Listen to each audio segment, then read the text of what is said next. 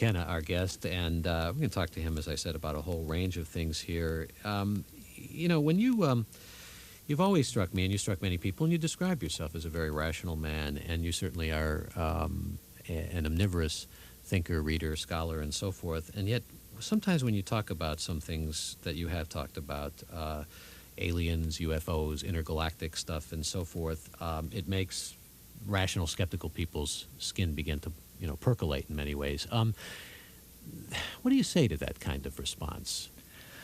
Well, I think they're not listening carefully. My method, if you want to call it that, has been to explore the weird, the bizarre, the marginal with a rational mind, not with a will to believe. The truth doesn't need your cooperation to exist. The truth, you can kick the tires, they'll let you take it for a spin. All forms of cult, all forms of hype, all forms of delusion do require your participation in order to exist. So I've looked into marginal areas of human experience, historical and otherwise, with a rational mind. And what I have found is doorways into the miraculous are far fewer than the publicists of the New Age would have us believe. On the other hand, they are not as rare as the proponents of radical reductionism and materialism would have us believe. There are doorways out of the mundane human condition. I explored all candidates with an open mind and came to the conclusion that psychedelic drugs are the most accessible, the most efficient, the least dangerous. Now, there may be other ways to access the miraculous: flagellation, prayer, wilderness abandonment, what have you. I'm not interested in cataloging the varieties of the doorways to the secret. I'm interested in finding one doorway that worked. And how does the rational mind determine what is miraculous as opposed to what may be induced, or maybe some sort of delirium or some kind of hallucinatory experience that has no basis in rationality? Well, I think, Heidegger said we measure our relationship to reality by the depth of the call. And I think one of the Chief Justices said he couldn't define pornography, but he knew it when he saw it. The miraculous is self-evidently the miraculous, and it's certainly possible to take many drugs and have many kinds of experiences without coming near it. On the other hand, these psychoactive substances seem to be the most direct path to the miraculous. Now, what do I mean by that? I mean the dissolving of cultural constructs, the reality that is ever present outside who you are, who your culture is, what language you speak, your expectations. We could disagree about the worth and the efficacy of psychedelics, but I think if we had shared the experience, we could agree that it is characterized by boundary dissolution. You're talking about something universal, something that suggests spirituality or aesthetics or maybe even theology, but not necessarily intergalactic communication, let's say, or exobiology. No, I don't think that the culture at the end of the 20th century is penetrated by dozens or hundreds of alien cultures seeking to trade high technology for fetal body parts or all of that. In fact, I consider all that pop culture to be indicative of the hysteria that is engendered by science moving beyond the range of the understanding of ordinary people. People will always generate explanations for what they see around them. And if they lack education, their explanations will be bizarre, quirky, primitive. And I take all this New Age channeling and all these extraterrestrial revelations and so forth to signify a profound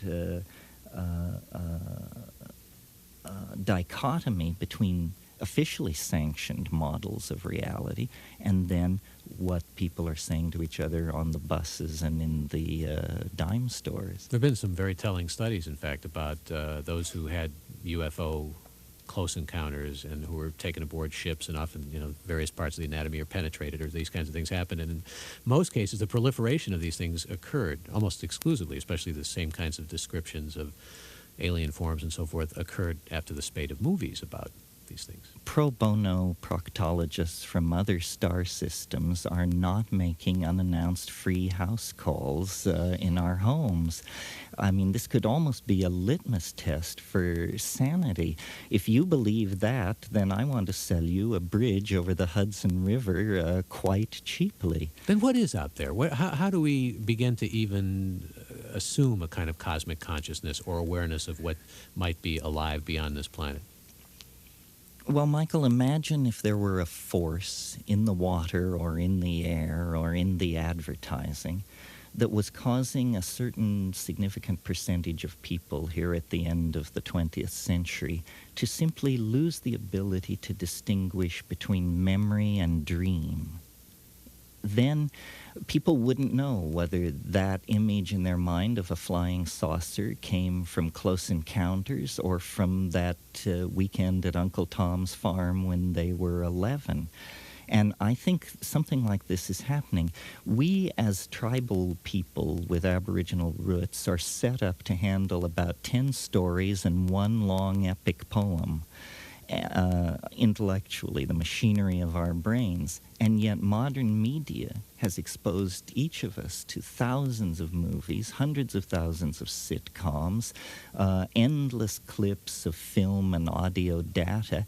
And I think people are losing the ability to distinguish their own past from a kind of media-created collective past that has more the character of the Jungian unconscious about it than it has the character of the warm and friendly world I mean, a of collective physics. filmic unconscious? Or Yes, a something kind of collective dream on which we draw, and out of it comes the Bigfoot, the flying saucers, the proctologists from nearby star systems.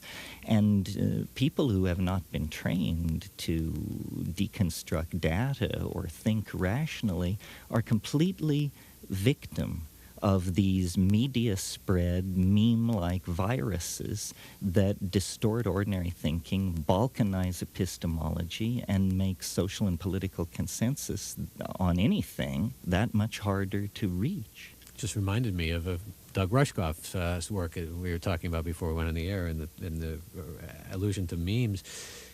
I wanted to allude to something else, and that is the 1971 trip that you made to South America, and you were out. It's been written about a number of times with your brother, and your brother experienced, as a result of ingesting a plant, hearing a conversation his mother had on the telephone, your mother had on the telephone in 1953, and you can correct me in the details of this, but Dizzy Dean was pitching a game that was being broadcast on the radio. He could hear all this, or he believed he could hear all this, and at the same time, he was a 3-year-old at the time. Now, presumably, your mother would have remembered this, or maybe not, if it actually happened. But this is the realm we're talking about. Your brother said it was all inner, he thought. But this realm between dream and memory and the indecipherability of the two? Well, it is certainly true that in the presence of certain forms of schizophrenia, ordinary reality seems to dissolve into a stew of coincidences, laden facts, side glances from reality, if you will. I think that time and space is generally pretty firm, but that there are conditions, and it always seems to have to do with perturbation of mental states, whether achieved through some yogic or quasi-religious technique or through the use of drugs. But when we perturb our mental machinery, time and space comes apart and reweaves itself in unexpected ways. To me, this is not surprising because it seems to me we obviously create time and space. These are mental constructs. They're not given from Mount Sinai. They're conventions that the animal body brings together in order to organize data about its place in the world. And to borrow a little from Cartesian thought, I think time and space, therefore time and space exist.